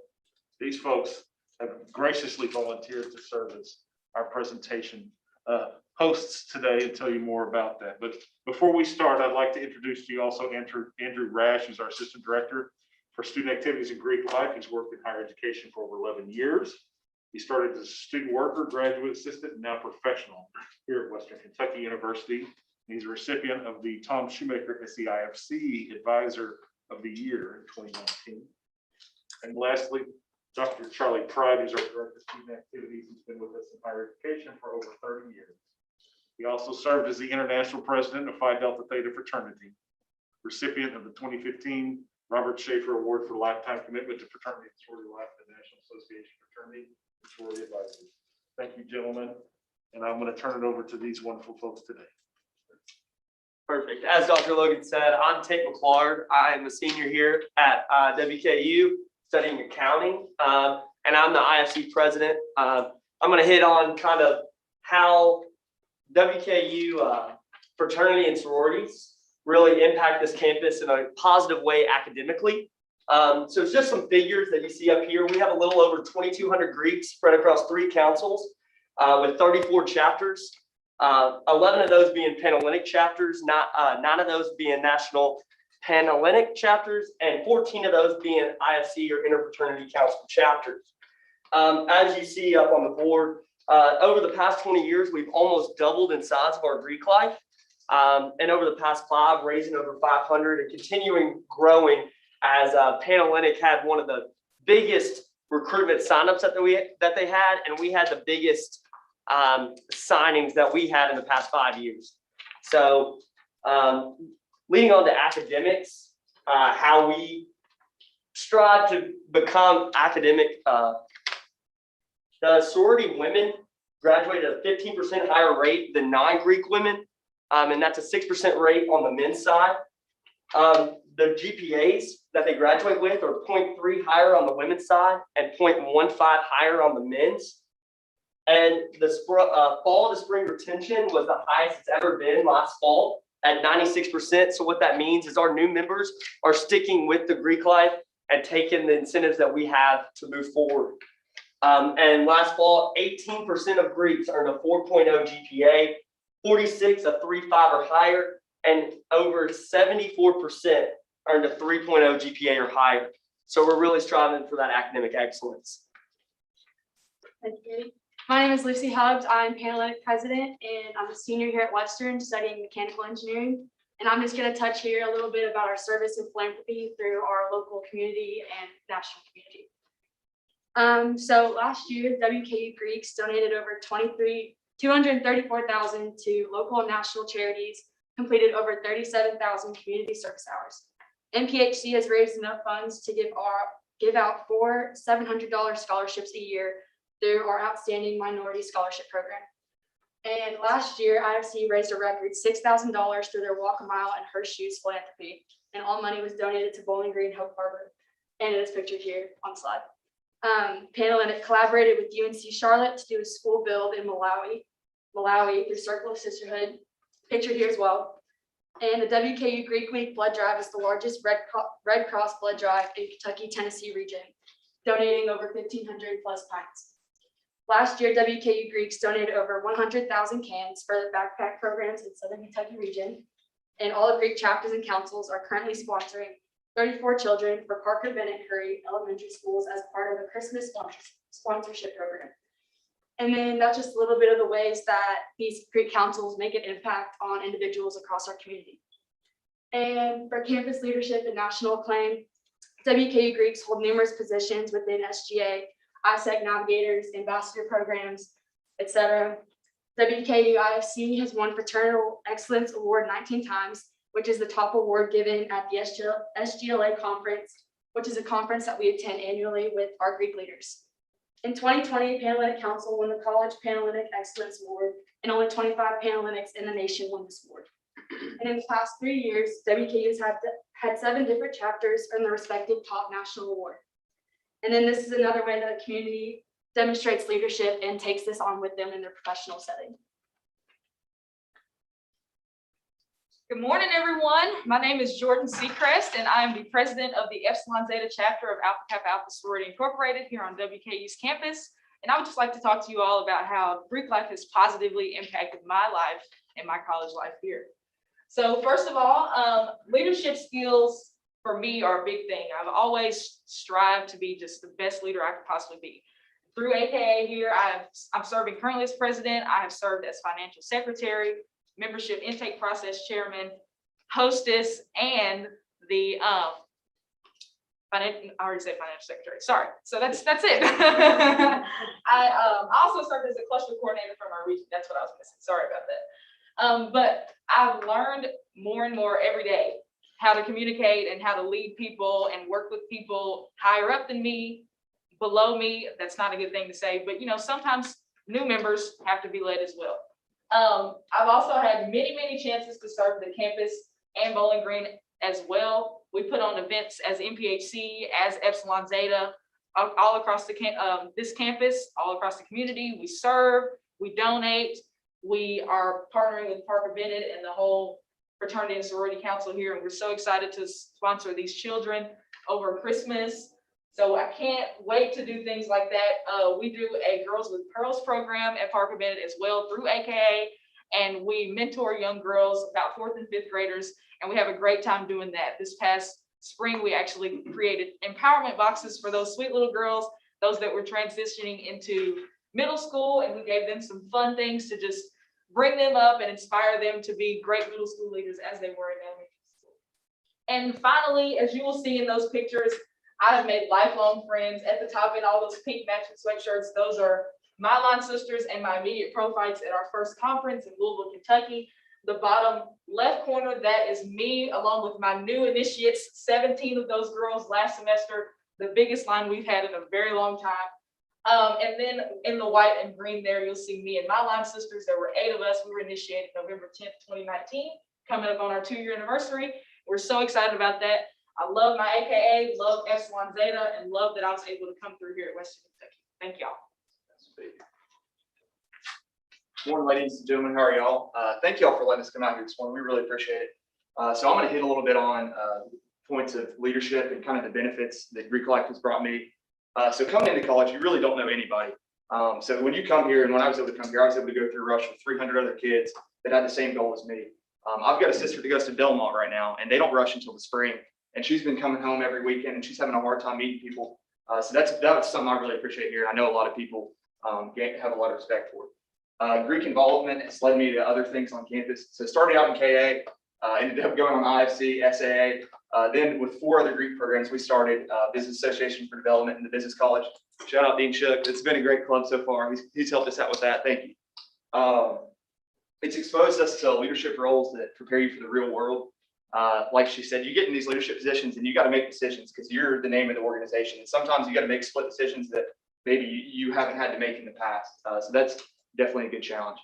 I was committed to going to Ole Miss all the way until April of my senior year. And thankfully I came here. I absolutely love it here, but I went to all these other conferences. So I was able to go to a KA conference that was in North Carolina, met 144 different universities. Then with IFC, I was able to meet probably around 40 other, but being able to make those connections through Greek life, I wouldn't have known anybody else. I've got buddies that go to UC Berkeley now, Alabama, Ole Miss, Miami. So it's good to be able to give them a call at any time and say, hey, I've got a question about this. While I was here in the last year, I was able to win the Night Commanders commendation, and that was an award that was given out to 11 students nationwide for KA. And my last point is we have all these groups that have probably about 50 to 150 members. And I know we have these big philanthropy organizations, but serving these small organizations like Bowling Green Housing Community, Curbside Ministries, I mean, we have so many people to help out and do stuff, and we're able to go help them. I think that means more than giving to these large philanthropies. So that's all I got. Thank you all for letting me come out. Hello, everybody. I'm Andrew Rash. I'm attorney story advisor here at WKU, and I'm here on my slide to talk about proactive prevention programs. So as Dr. Logan said, Greek life certainly is very high profile, not only on this campus, but anywhere. And not everything that you see is necessarily always good news. So here's the things that we do to be very proactive and very intentional with various developments and prevention programs, things like that. It first starts right at the very beginning with the new member symposium. So that's a couple weeks into one's new member program. We have a new member symposium, and I have this right here if you want to pass it out. It has our new member symposium, Greek leadership symposium. It shows all the speakers and that program, what it looks like, but it has sessions ranging from mental health, consent, Title IX, healthy relationships, hilltopper expectations, finances, etc. All the things that are important for someone, especially as they become a new member here at WKU to know. Okay, and this is done within the first 2 weeks of their new member program. This summer, we collaborated with the Title IX office, worked with Deborah Wilkins to give Title IX training. In the past couple of years, there has been updates to Title IX. That was imperative for us to educate not only our new members, but our members about Title IX, their rights, their responsibilities, kind of what that looks like. And that was something done through a program called Catharsis. And very happy to do that. We started that collaboration in July, and within the first 6 weeks of the school year, we've had 98+% complete that Title IX training. I'm sure it's higher now, but very happy to do that, get all those Greeks that education they need with Title IX, is that obviously very, very, very important. President's Retreat, that's something that comes up in January. Probably about 80% of our chapters elect chapter presidents in November. So right before we go to school, we meet with all our chapter presidents of all 3 councils, IFC, NPHC, Panhellenic. And that's important for just a lot of reasons.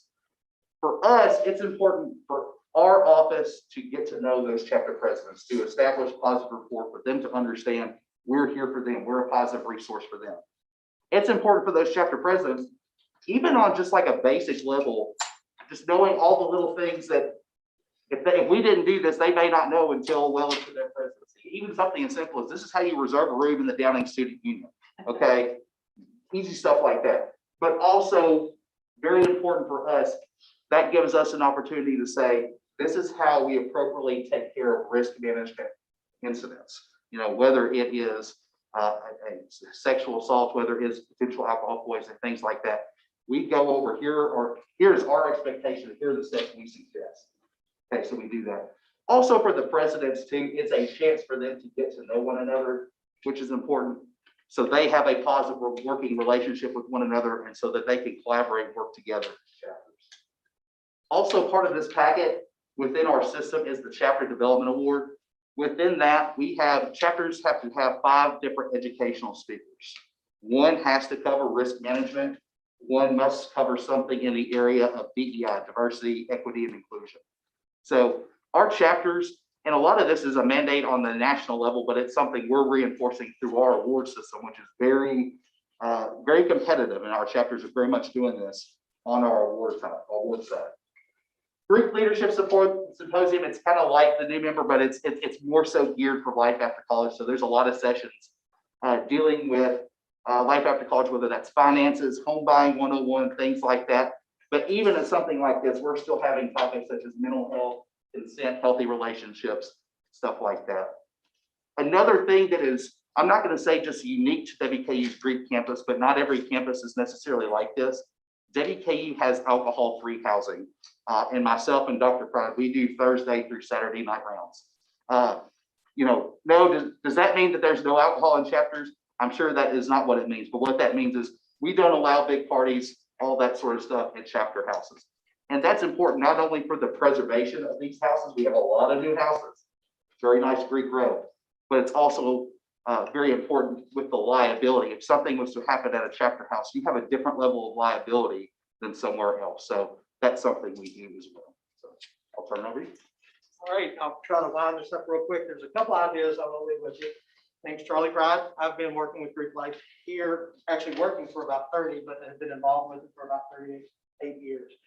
One thing, we have a lot of people that go out from here, travel, work for their headquarters, work for specific groups and volunteer.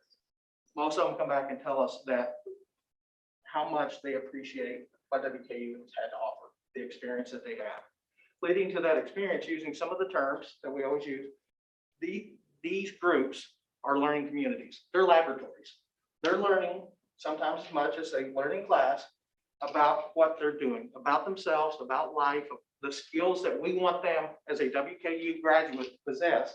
They're learning in these laboratories. So we have 34 groups that we recognize. So there's 34 different laboratories that we're having. So I consider them some of the best learning communities that we have. I wish we could bottle some of the stuff that they do and pass along to all of our other students because I just think the opportunities are great. The other, we always talk about student development. I'm going to give you one example of student development sometimes that people don't think about some of the things that we do when we program. We got homecoming coming up next week. We have what's called homecoming clubs. How does that relate to student development? We have paired our Greek groups into 10 different, they will build 10 different floats. So we have approximately 200 people working on each one of those floats. All the leadership opportunities that are going to be there, from who's building, who's leading it, who's in charge of this, who's in charge of that, to also, we have groups that don't necessarily hang out together to do stuff, and they're having a common project to fulfill. They have goals and they want to win and they want to do this, but for a week, we put them into a small laboratory of, we're building a float with 150, 200 people. How do you get along? How do you make it work? And then you'll see our product next Friday, which will be amazing. But a lot of people don't think of building a homecoming float as a student development type activity. And I always say this to a lot of people that I work with in Greek life, not here or anywhere else. I'll put our system up against anybody. We have a lot of great things that happen. We have a lot of challenges too, just like anyone else. We've got 2,200, 2,300 people we're trying to keep up with on a daily basis. But we are very blessed that we have some great students. We have great alumni. We have great advisors. We have great staff that have been very supportive for our system for years. And it does pay off in the long run. Graduation rates, GPA, you just look at the leadership. There's a lot of opportunities. So ending on that, I would, as I said, I would put us up against almost anyone. And now I guess it's questions. That's correct. Thank you very much. I appreciate that. That was lovely, and we appreciate your presentation this morning.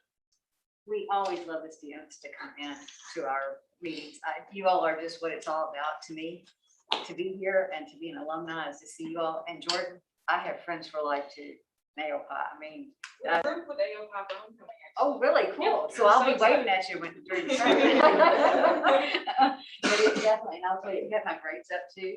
And I probably shouldn't say this out loud, but only because we couldn't go to the mixers and the socials and stuff if your grades weren't up. So there was a little more than said public when I was going to school. And probably what you all, but that was Charlie, remember? You did it. That would have been part of it, but it definitely was the best part of my WKU and AOPI just kind of go hand in hand. But Jordan, thank you. I'm lifelong friends. I thought it was very, very important. Now, does anybody have any questions? Any regents? I have a comment and a quick, maybe a question. So, you know, one of the things that you all noted, and I'm very impressed with, and I want to stress this, is the 96% retention rate. I was also impressed that 74% of your active membership has 3.0 GPA or higher. I want to commend you all on that because I believe those work hand in hand. Also, you know, stressing those items, it looks as if there is a correlation, and this is not scientific, so I don't want to get beaten down by any of my academic friends, but organizations that have really promote the campus experience, like the Greek organization, student athletes, who I believe overall have a 3.19 GPA across all student athletes, which is outstanding. These are extracurricular activities that build leadership skills and involvement. Jordan, I can't say enough about the Boys to Men, Girls with Pearls. We've had an association with Parker Bennett. If I could say anything to you all as a group, other than Blake, maybe your sister should transfer from Belmont. I think that you all underemphasize your local philanthropy efforts. And I think that with the organizations that you're involved with locally, I would push that more because the impact that you're having, I don't think is present enough in the conversation that's taking place across campus, especially in underserved or compromised communities. So for me, I want to commend you all on the work that you're doing. Also, who's the BAD, the dad? Where is that? Allie House is one of our employees, and she told me that acronym. So the acronym is BAD, BAD, but it's the Business Association for Development. Yeah, I think that's the best acronym. Thank you. But I commend the work that you all do. I was not in a Greek organization as an undergraduate. I was probably along with our president and marching band. But I could not see at the organization where I went to school, the level of involvement and interpersonal connection that seems to exist here on this campus. So I would encourage you all to sort of reach out to more first generation college students and promote that success. More students of color, add more diversity every day. And also this local philanthropic effort with underserved members of our community. I cannot stress that enough. You want to put a positive image on everything. The impact that you're having, particularly in places like Parker Bennett, is just I can't say enough about the importance of that. So thank you all for everything you're doing. Thank you. Thank you, Regent Franklin. I'll I make was- a comment too, and I was a Greek, and not at Western, but this past weekend, I went back to the University of Wisconsin, where I graduated from 50 years ago, and we had 45 people from my fraternity show up from the East Coast to the West Coast, and we had a wonderful time. So one of the formulas for success, people have heard me talk about this before, but find meaningful work and meaningful relationships. And not that you have to be a Greek. I think our forensic team has that kind of camaraderie. We have other organizations on campus that do, but it does parlay into those types of relationships that will endure and you can have for a lifetime. There's a lot of satisfaction in that. So the recruitment, retention potential is great, and we love that too, but those personal relationships are wonderful to have. So I hope you all get to do what I did last weekend, 50 years from now. Represent your money. Chair Henson, as a member of the, proud member of the marching band, but also as a Greek alumnus and former president of my undergraduate chapter at LSU. Greek life was an essential component of my undergraduate experience as well. Sometimes I like to say I enjoyed being an undergraduate so much that I never left college or university. I have either been a student or an employee of a university since I was 18, 17 years old. And what an amazing journey that has been, but much of it because of the relationships and the experience I had, and most importantly, the opportunity to lead as a 17, 18, 22-year-old. And I think what you saw today is not just the individuals who self-select into Greek life. There's a portion of that for those who are critiquing the GPA, and that's fine. But what you see is the talent and leadership development that Greek life done well includes, it develops, it challenges, and creates opportunities for leadership that are special on a university campus. And I was really pleased today to provide an opportunity. We provided an opportunity for the work that your chapters and that your members do that sometimes get overlooked. Just like our student athletes, you represent the brand every day. They have WKU on their chest when they represent us, even when they're in their personal lives. You represent the university because you wear Greek letters on your chest. And it's easy to pick on all the negatives. I was really excited to highlight the positives that come along with the work that you do for our community, our campus, and your individual growth and leadership over time. I've watched you over the past 4 years, a little bit longer, and for one or at least one of you, and that has been got to take a victory lap another football season. It has been just fun to watch your personal growth and your leadership on this campus. So thank you for being part of our community and for a leader among our young people. Appreciate it. Thank you, sir. Would anyone else like to say anything? Dr. Caboni, you are very much on mark. I mean, everything that I learned being a officer and attorney and shorty and that kind of thing kind of led me and gave me some opportunities that I think got me where I am today. And so I definitely, well, it all started here. It always comes back to here. But thank you all so much. Ethan, this was fabulous. You know, I always love it when we have our students come in. This is always makes my day. Thank you. Thank you all for letting us come. Thank you very, very much. Thank you, Chair Henson. And that will conclude the Student Affairs Committee report. Okay, thank you Dr. very Bell. much. We will swing into the executive committee. We have one action item that we'll address first. And we have Todd Stewart here with us today. Help with that, I believe.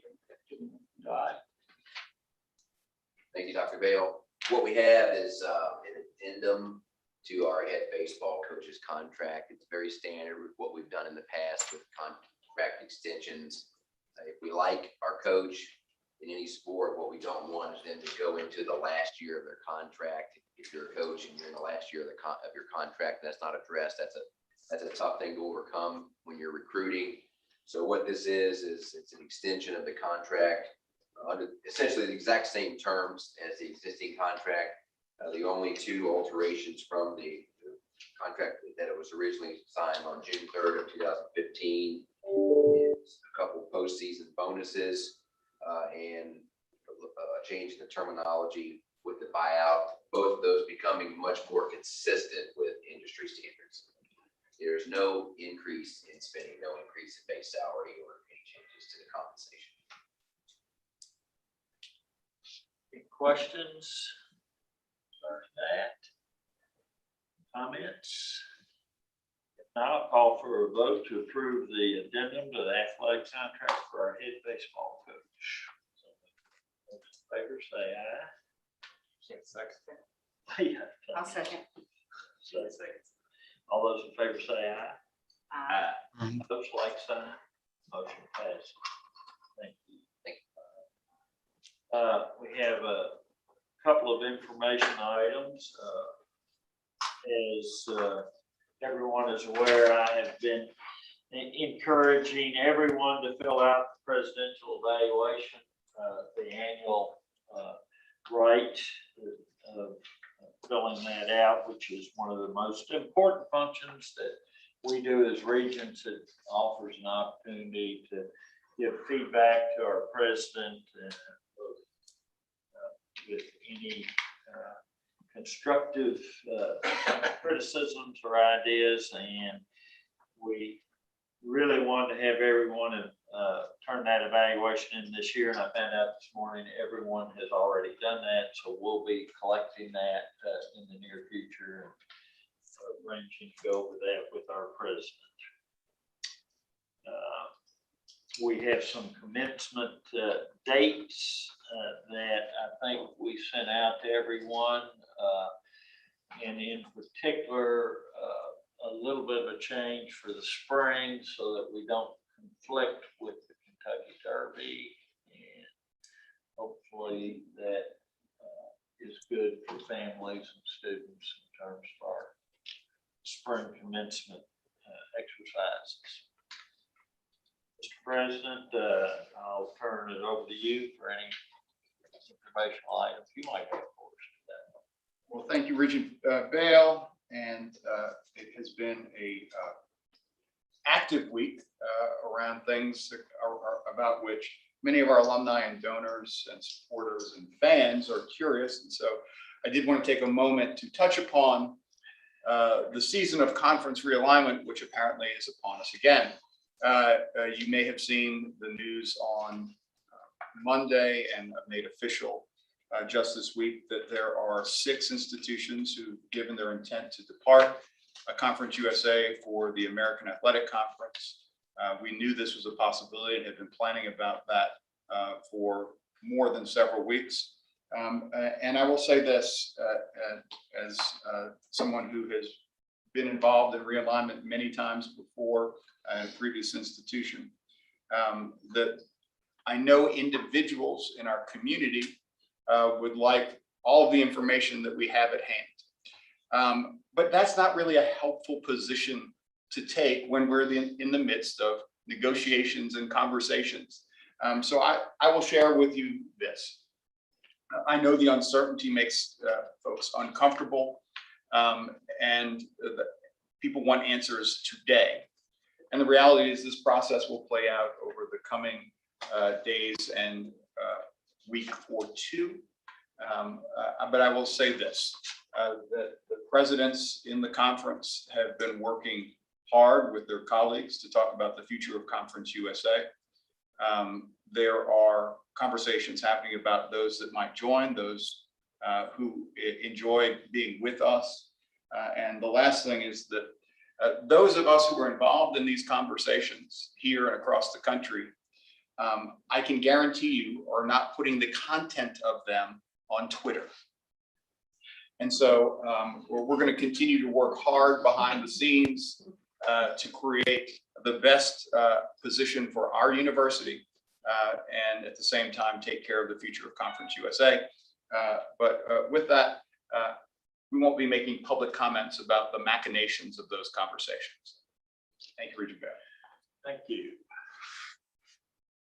I think it's worth considering too that with the fine presentation we had from our provost today, remembering what is at the heart of Western Kentucky University, and that's our academic programs.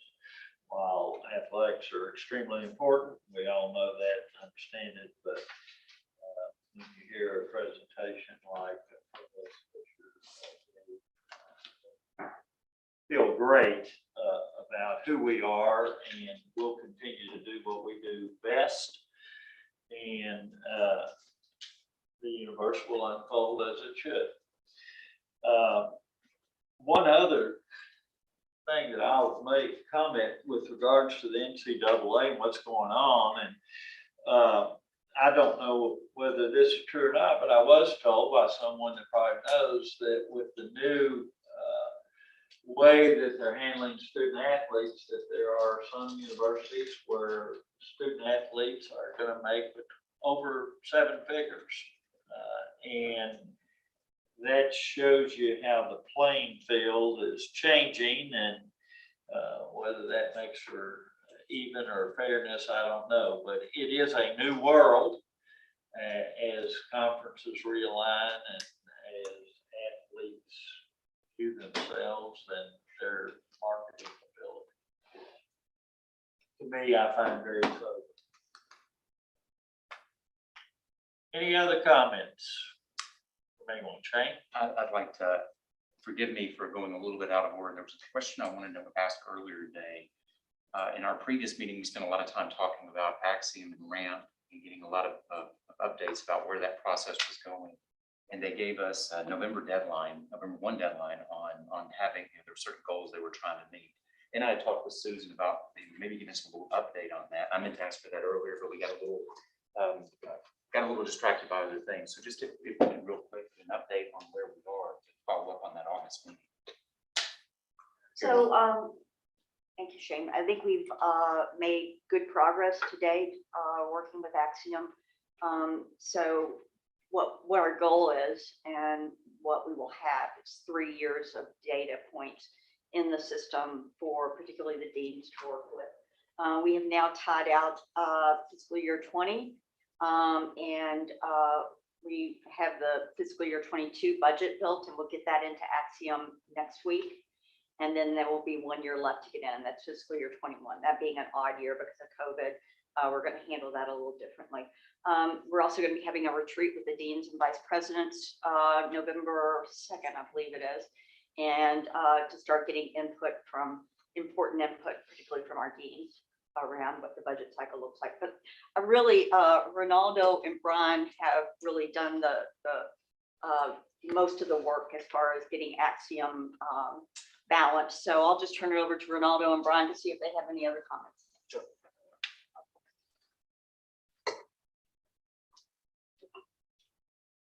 So just a quick update on that. Ronaldo, you want to introduce yourself? Yes, I'm just not spoken to the board. So This is Ronaldo. That's right. It's like the mass dance. So Ronaldo Domini, AVP for Budget, Finance, and Analytics. I started a couple of weeks before Bud. But like him, it's been an interesting couple of months for me, and it's been a lot of work. But I worked with Susan before, and she recruited me over to WKU, and I'm really happy to be here. It's a great community, a great city as well, and I'm just excited to work with constituents around campus. So thanks for the introduction, Dr. Bonnie. But so with Axiom, before I started, I'm going to backtrack just a little bit. When I was doing some research, the tool looked great. And I was like, great, this is awesome. It's a great starting point to go off of. But the tool does look good. Coming in, there were some major data integrity concerns that I found. And to give you an example, our budget is, I'll round up to 400 million when we had variances of 200 million. And it's like, what do you mean we have a $200 million variance? So we've done a lot of work, and unfortunately, it's been in the background. So when you look at the tool, there's not as much progress that you see, but I feel pretty good of where we are right now. We're in a really good position. We've made a lot of progress here over the last couple of weeks. And Axiom, it's an important tool, not just for the RAMP model, but as we modernize our systems across campus. So part of our goal is we've met with some budget managers around campus, and our office will make sure that we're meeting with the deans and meeting with the budget managers across campus to make sure that we're providing the right support as we sort of manage into not just a new budget model, but a new tool as well. So it's a lot of change for campus, and we want to make sure that the focus is not on, oh, this is wrong or this doesn't look right, but that the focus is on how can we improve, how can we grow revenues, and we just need to make sure that support is provided for the campus. So, that's really all I have to say on Axiom. I'm confident in our intellect, my staff, and our abilities, and I know we're going to get it done. I don't know if you have anything else to add, right? No, the only thing I'll add is that. Brian, you want to introduce yourself? Sorry. I'm Brian Denny, Executive Director of Budget. But I will add that Axiom, like I think every company's had some turnover and some changes in positions. And some of the delays too were with new people coming on board, trying to see what the old people were doing. And so there's one consultant that we have talked them into letting us come back to this project, even though she's taken on a different role in their company now. And we've made tremendous strides since she's come back on board because she is very familiar with the model. Okay, thank you. Thanks, Ed. Now, backtracking to any other committee business, I will encourage everyone to try to show up for Hall of Fame next week for homecoming. That's a big special event every year. And if you haven't been vaccinated, get vaccinated. If you know somebody that hasn't been vaccinated, encourage them to do so. And hopefully sometime this year, we'll be able to shed these masks. With that, we stand adjourned.